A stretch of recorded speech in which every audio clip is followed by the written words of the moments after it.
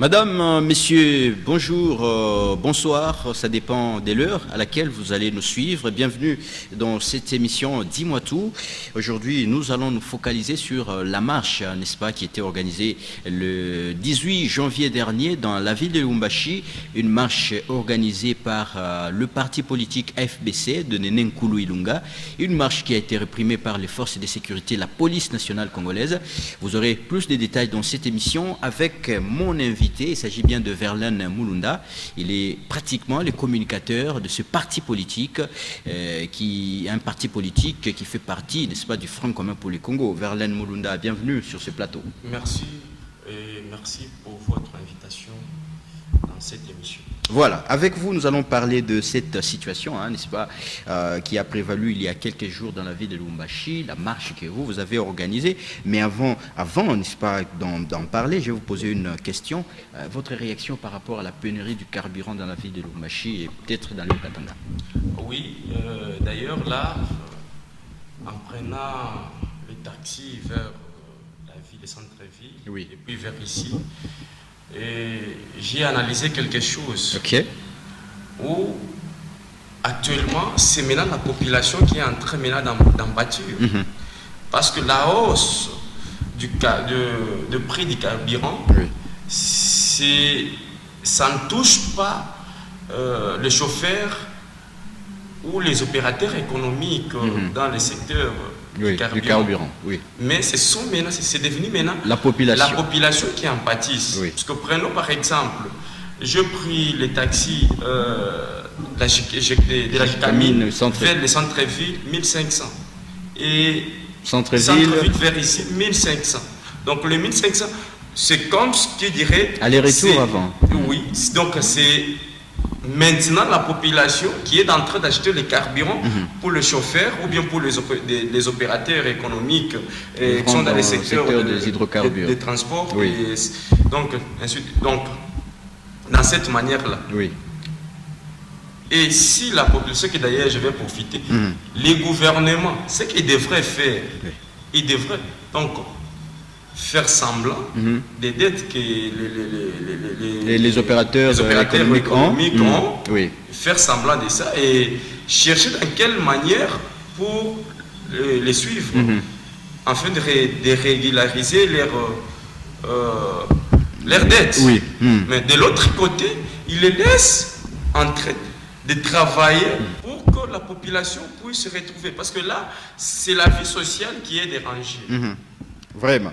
Alors on a compris, nous espérons bien que le gouvernement congolais va trouver une solution urgente par rapport à cette question parce que maintenant c'est devenu très compliqué le transport en commun. Vous voulez prendre une moto, il faut déjà prévoir 1500, 2000 francs. Des petits trajets qui coûtaient 500 francs maintenant, c'est à 1000 francs, 1500 francs et c'est devenu un casse-tête pour la population de la ville de Lubumbashi. Alors nous allons parler de cette marche qui était organisée dans la ville de Lubumbashi, exigeant la libération du pasteur Ngoï Mulunda Daniel, qui est en tout cas l'ancien président de la Commission électorale nationale indépendante. La première question que je vous pose, on vous accuse que votre marche n'avait pas été autorisée par la mairie de Lubumbashi. Et premièrement, d'abord, avant d'aller là-bas, oui, et j'aimerais épingler quelque chose. Ngoï Mulunda n'était pas seulement le président de la CENI en 2011, okay, mais il a commencé d'abord avec les parrains. Exactement. Démobilisation, oui. Le parrain, la mission qui lui a été assignée, oui, c'était de récupérer, donc d'appeler tous ces groupes armés qui détenaient des armes. Oui, et de retourner les armes au gouvernement. Exact, au gouvernement, oui. Et Daniel Mulunda a risqué de ça. D'ailleurs, je me rappelle bien, lui, ensemble avec notre aîné Félix Kabange-Numbi, oui, ils ont failli d'être tués en 2005, oui, en 2005-2004, oui, ça c'était, donc à Bukama, dans le territoire de Bukama, de l'Olomami là-bas, oui, pas de Maï Maï. Okay. Donc ils ont risqué de leur vie, mais pour la République démocratique. De leur vie. Mais aujourd'hui, les traités de la sorte comme il est en train d'être traité, en tout cas c'est cautionné, n'est-ce pas, ne pas reconnaître ses bienfaits pour la République. Maintenant, revenons à notre marche. La marche est du 18. On vous a accusé que vous n'avez pas eu l'autorisation de la mairie. Mais il faut est-ce qu'il faut s'adresser à qui? On s'adresse à la mairie. Et la mairie, c'est le maire de la ville qui représente et qui est donc le répondant de la mairie. Oui.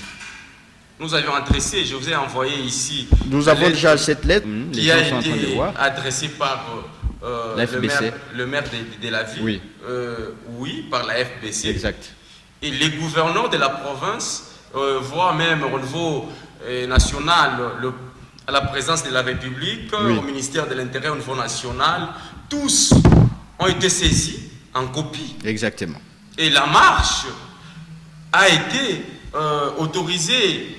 L'arrêté autorisant cette marche était signé le 14 janvier. Le 14 janvier Oui. Par le maire de la ville. Ce qui est normal, 4 jours avant la marche. Oui. Je vous ai envoyé encore la lettre, mais il fallait, pour qu'on soit dans les normes d'organiser la marche, il fallait faire quoi encore? Voilà. Alors, hormis cette question, n'est-ce pas, que vous venez de balayer de revers de la main, on accuse également la FBC où le parti politique qui a organisé cette marche était non autrement identifié. Alors, on ne connaissait exactement pas c'est quel parti qui a organisé cette marche, parce qu'on a vu aussi des personnalités politiques se joindre à vous. D'ailleurs, l'auteur de cette phrase qui dit la FBC n'est pas... Un parti non autrement identifié. En tout cas, quand il le disait, il le dit, c'est par jalousie. Parce que lui, je l'ai connu évoluer dans un parti, je ne sais pas moi, où il savait qu'il n'est pas d'ailleurs reconnu et qui n'est pas d'ailleurs reconnu au niveau de la population. Là, vous parlez de Ars Kayumba. Mais c'est bien lui, pour ne pas faire de sa publicité ici. Ok. Hein? Il évoluait dans un parti, d'ailleurs, que j'aimais aussi, j'aime bien Antoine Gizenga. Les Palous. Et lui, qu'est-ce que, d'ailleurs, il avait apporté là-bas? Mais rien, si ce n'est qu'un notable, je ne sais pas, qui lui avait récupéré, et il est devenu ce qu'il est.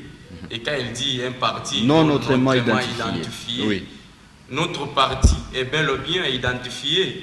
Est-ce que vous avez un arrêté, Mais depuis oui, quand? d'ailleurs, je vais vous l'envoyer aussi à la fin ici. Notre parti est enregistré sur l'arrêté numéro 25, barre CAP, barre VPM, barre ministère de l'Intérieur et Sécurité, barre donc, du ministre Gilbert Kankondé, oui. Barre 008 de l'autre côté Angola. Et là, c'est en 2000 combien? Du 15 juillet 2020. Ok. Là, vous avez déjà l'arrêté. Oui. Et on a commencé à fonctionner, c'est dans le mois de mars, c'est l'année passée. Donc bientôt là, nous allons donc célébrer le 1 an de l'existence des partis. Donc au vu de tous. Notre parti est bien le bien identifié au niveau national. Oui. Alors, on entre dans la marche parce que nous avons été là, nous avons vécu ce qui s'est passé et on a vu quand même la police jeter des gaz lacrymogènes contre vous. Est-ce que vous étiez violent? Bon, premièrement, d'abord, j'aimerais signaler. Qu'est-ce que j'aimerais signaler d'abord, c'est quoi? D'accord. Notre parti politique prône la non-violence. Et notre parti politique est respectueux des textes et lois de ces pays ici. Oui. On marchait pacifiquement. Et il y a dans les vidéos qui circulent dans les réseaux sociaux, il y a même nos militants, on demandait à nos militants de ne pas jeter les pierres. Oui, contre les forces de sécurité. Contre les forces de l'ordre. Oui. Et pourquoi? Parce qu'on voulait être toujours dans la non-violence. Notre logique, et qui est la non-violence. Mais c'était écœurant, aberrant, de voir la force de l'ordre qui est censée de sécurité les manifestants entrer hormis les baïonnettes, les larves, des armes qui ont utilisé, des seringues contenant des liquides inusibles qu'on ne sait pas même aujourd'hui parce que notre autorité morale elle fut victime de ça. Okay. Il a été injecté des liquides. Je vais vous envoyer les images. Les images. Oui. Donc la police qui était censée de nous sécuriser, mais c'est la police maintenant qui a commencé à provoquer, à jeter, à traiter donc avec violence les manifestants. Alors on a vu une image qui a fait quand même très très mal, et d'ailleurs la population est en train de voir cette image, c'est l'honorable Kaozi Bin Malisawa, mais également l'honorable qu'est-ce que j'ai dit, Mathieu Kassunka Wabanza, qui ont été brutalisés, et surtout l'honorable Mathieu Kassunka qui a même qui a un œil gonflé. D'ailleurs je condamne avec dernière énergie, cet acte-là. Mathieu et Kaozi Bin Malisawa, jusqu'aux preuves du contraire, ils sont les députés, sont les députés nationaux en plus, et sont le mandataire du peuple. Ce sont les représentants du peuple. Oui. Au niveau du Katanga, ils sont en train de défendre les intérêts du Katanga au niveau national. Mais les traités de la sorte, c'est comme que durer donc c'est comme que dirait saboter leur travail qu'ils sont en train de battre de l'autre côté. Et hormis de ça qui ont été traités de la sorte, vous avez vu Excellence Néné Lugankuluka, vous avez vu tout qu'on a eu Chini, ce n'était pas pour rien comme ça. C'est à cause des liquides qui ont été injectés. Et ça lui avait déstabilisé. Et voilà, vous avez les images. Alors, on parle aussi que le motif de votre marche n'était pas si clair. Certains réclamaient la libération du pasteur Daniel Ngoemulunda, d'autres réclamaient que le président Tshisekedi lui accorde une grâce présidentielle. Mais je ne sais pas si là-bas il y a une différence quand même. Parce que ce soit sous la grâce présidentielle, Ngoemulunda allait découvrir sa liberté. Que ça soit selon une libération normale comme ça, Ngoemulunda allait découvrir sa liberté. Mais ce que nous voulons, ce que nous cherchons, c'est la liberté du pasteur Ngoemulunda. Donc pour vous, la condamnation du pasteur Ngoemulunda ne répond pas aux normes. Mais nous savons tous qu'il a été arrêté politiquement. Parce que ce qu'il parlait là, il défendait sa peuple et son peuple. On a pensé que il voulait appeler un mouvement insurrectionnel, n'est-ce pas? Il voulait que le Katanga soit autonome, soit indépendant. Jusqu'aujourd'hui, en aucun jour, je ne peux pas me dire, même dans la chambre, il y a Bazazi, il y a non, je ne peux pas faire ça. Mais vous voyez ce qui s'est fait ici quand même. Les Katangais sont le peuple hospitalier. Ils acceptent une personne qui s'appelle Congolais de vivre tranquillement dans les Katanga. Mais pas de toucher à leur dignité. Donc, non, les Katangais ne doivent pas être humiliés jusqu'à ce niveau. Donc le problème, c'est qu'on a touché à un des dignitaires katangais et qu'il faut vraiment qu'il soit libéré. Mais oui. Alors, il y a, lorsque la marche, n'est-ce pas, parce qu'on a quand même le bilan, selon le député Pablo Ngouège, qui a dit que nous déplorons de ces faits l'usage abusif et disproportionné des moyens utilisés par la police aux manifestants pacifiques, allant jusqu'à l'usage des balles réelles, vous l'avez dit, et des seringues contenant des substances nuisibles non encore identifiées. Le bilan provisoire à notre relève de 14 blessés graves, 41 blessés légers, 10 personnes identifiées avoir été arrêtées par la police et les services des renseignements. Alors, c'est vous, qui est le responsable numéro 1 de ce qui est arrivé à votre parti politique? Le responsable numéro 1 ici, que je cite, c'est Jacques Kiaboula. Le gouverneur du Haut-Katanga. Le gouverneur du Haut-Katanga, oui. Pourquoi? La marche a été autorisée par l'arrêté, je ne sais pas moi, numéro 44, comme ça. Du maire de la ville. Et avant même la manifestation, le maire de la ville était présent. Et qu'est-ce que le maire de la ville a dit?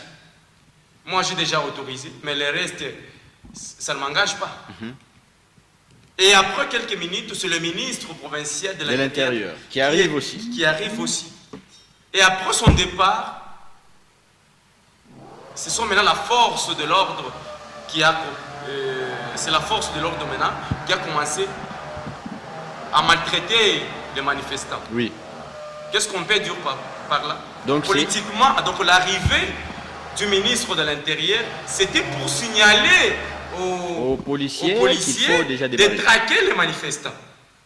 Mais qu'est-ce que Jacques Yaboula a à faire dans tout ça? On va se rappeler qu'il n'y a pas beaucoup de temps. Jacques Yaboula était avec, n'est-ce pas, il était dans la coalition FCC Cash. D'ailleurs, il a été élu gouverneur grâce au PPRD, sur la liste où il était, grâce au FCC de Joseph Kabila Kabange. Mais pourquoi il peut se comporter également de cette façon-là? Parce que ceux qui sont dans l'autre camp, ce sont quand même ses frères.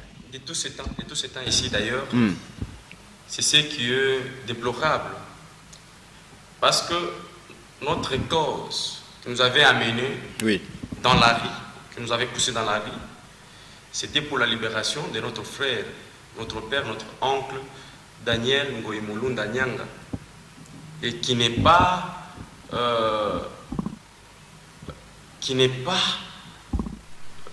Muntouaïnje, mais qui est notre propre frère, comme disait, pour ne pas dire Machia Moumen, je vais utiliser dans l'hymne de nos langues du Katanga ici. Machia Moumen, Ndukuyetu, qui est Ndukuyake de Jacques Kiaboula. Et Jacques Kiaboula, qu'est-ce qui lui avait empêché, qu'est-ce qui lui avait gêné pour que ces gens qui réclamaient la liberté de leurs frères puissent manifester. Mais est-ce que le mémo, il fallait le déposer auprès du gouverneur Kiaboula? Oui, le gouverneur Kiaboula d'ailleurs, selon ce que nous savons tous, c'est lui qui est le représentant du chef de l'État. Et le chef de l'État qui est le magistrat suprême des cours et tribunaux. Et nous, on allait déposer notre mémo à Jacques Yaboula.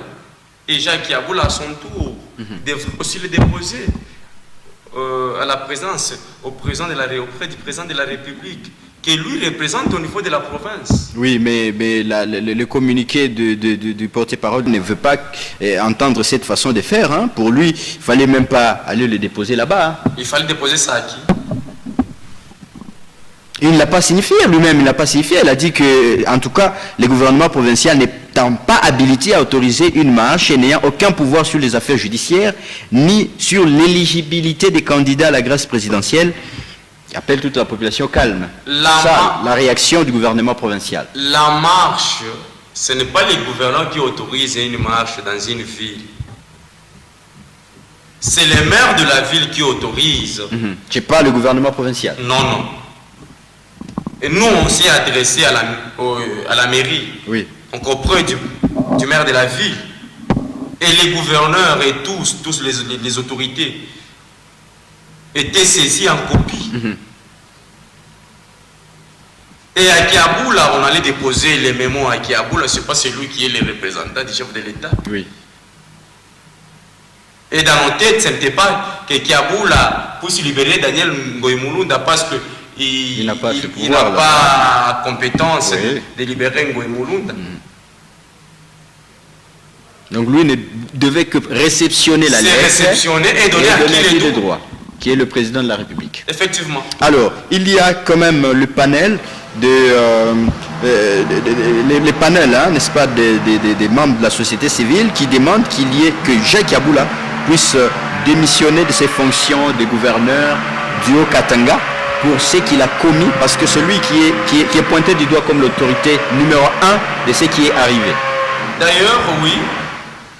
Il faut qu'il démissionne, comme le veut en tout cas ces panels. Ils ont raison.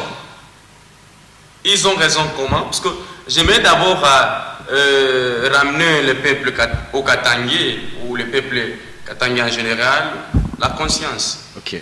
Aujourd'hui, Kiaboula vient de s'ajouter encore dans la lignée de ceux qui ont trahi les Katanga et le peuple katangé. Il a trahi. Oui. Pourquoi? Si ils disent que Kiaboula démissionne, normalement oui. D'ailleurs, si je peux jeter même un coup de ce qu'il est en train de faire en tant que gouverneur, oui. Si moi j'étais député je serai le premier à déposer déjà Une motion de censure et le faire partir. Non, mais il réhabilite quand même les routes, non? Non. Vous avez quand même la farine qui est stabilisée. Oh. Oui. Vous avez quand même la quiétude dans la ville. La paix règne. Donc, de ces côtés, quand même, nous pouvons apprécier. La paix règne. Oui. Dans le Haut-Katanga, oui. Je ne pense pas. Il y a d'ici là après quelques jours, et même le gouvernement provincial nous ont montré les bandits mais armés. Oui. Donc pour dire qu'il y a, la sécurité règne encore. Non, mais c'est peut-être parce que vous avez vu que cette poignée des gens qu'on a présentés. Mais malgré que ce soit même une personne, oui. Que ce soit même une personne, donc l'insécurité. Et là. Y est toujours. Donc pour vous, même le bilan déjà qui a bout la 3 ans après, en tout cas, il est mitigé. Hein.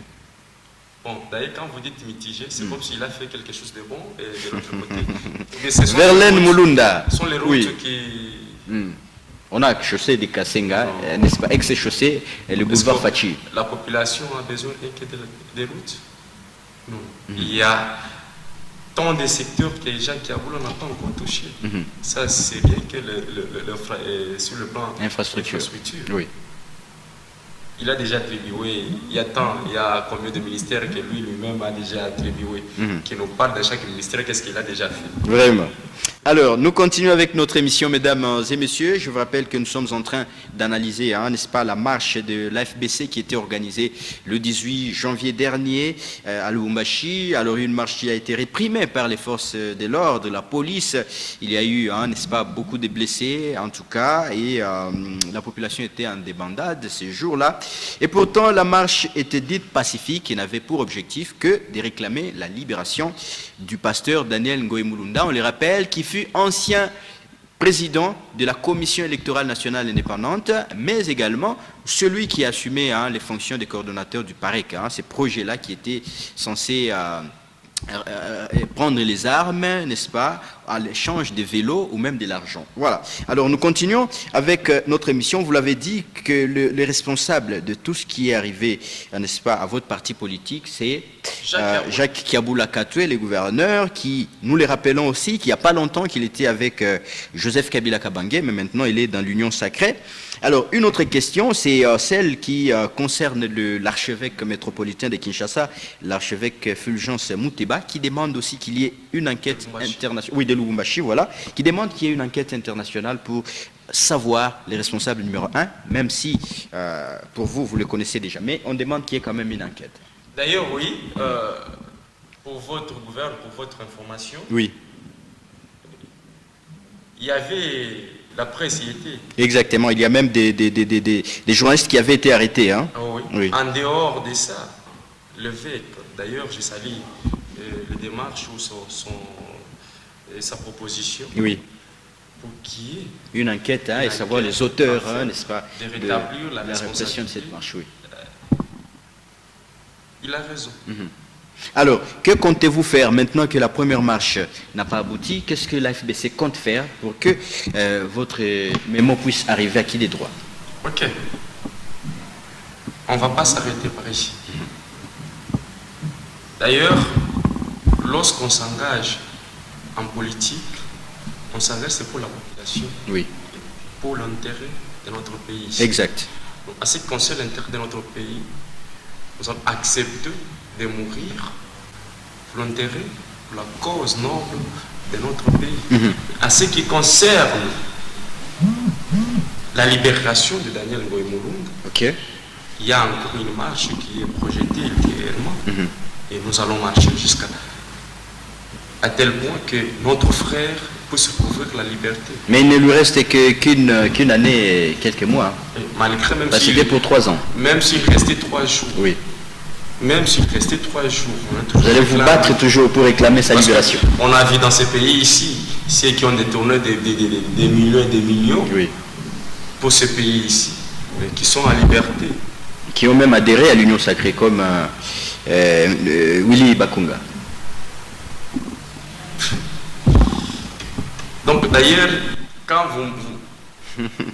vous soulevez ces points-là, c'est pour vous m'incitez à dire que l'Union sacrée, c'est l'endroit ou bien l'endroit qui accueille les réfugiés qui ont eu à faire du mal à notre pays ici. mais ils sont là-bas. Bon, c'est pas moi qui ai dit ça, hein. C'est pas moi qui ai dit ça. J'ai juste dit que Willy Bakonga, n'est-ce pas, qui a été accusé de blanchiment des capitaux, a adhéré officiellement à l'Union Sacrée. Il a quitté le PPRD, Joseph Kabila. Alors moi j'ai dit, c'est un lié où tous ces criminels qui ont causé du tort à notre pays se cachent, c'est dans l'Union Sacrée. Voilà, on ne va quand même pas finir cette émission sans que vous ne puissiez émettre un mot. La Cour militaire, n'est-ce pas, a rejeté la demande de la partie civile pour que le sénateur à vie Joseph Kabila puisse comparaître dans le procès chez Beya. C'est une joie pour vous, hein? D'ailleurs, c'est du théâtre, le procès chez Beya.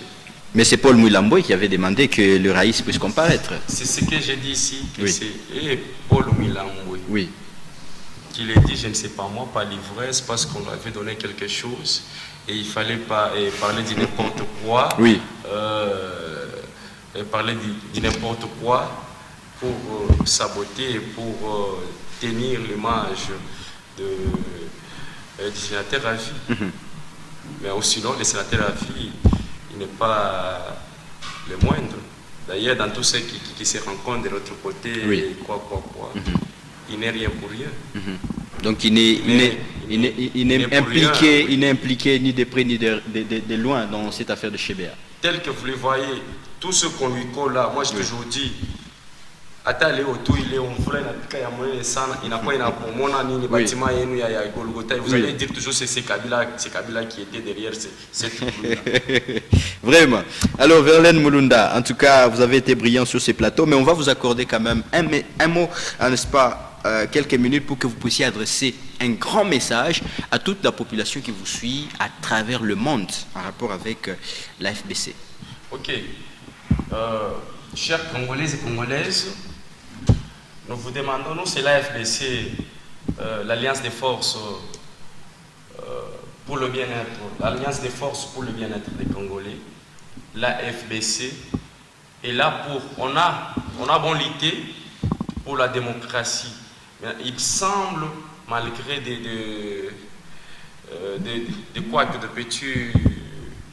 malgré des tâtonnements, oui. Mais il semble que la démocratie est bel et bien installée dans le pays. En République démocratique du Congo, nous avions vu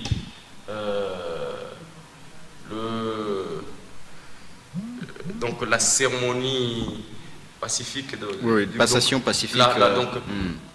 La passation pacifique du pouvoir. Et aujourd'hui, on a un président en fonction et on a un président sortant et en vie que nous connaissons tous, les Raïs Joseph Kabila Kabange. Et l'AFBC s'est donné aussi cette mission d'éliter maintenant pour la vie sociale des Congolais. Okay. Parce que la vie sociale des Congolais semble être oubliée, semble être mise à côté. Raison pour laquelle nous avions créé la FBC et la FBC est là pour tous les Congolais. La FBC est là pour tout. Donc, que vous soyez Mungala, que vous soyez Moussoaïli, que vous soyez Mukongo, que vous soyez Muluba. Donc, la FBC est là pour vous. Merci. Voilà, merci beaucoup Verlaine Mulunda. On va se retrouver très très prochainement sur ce plateau. Merci pour votre invitation. Merci. Merci également à vous tous qui nous avez suivis. Merci à Raphaël Kassongo, merci à Christian. On va se retrouver très très prochainement dans un autre numéro. Bye bye.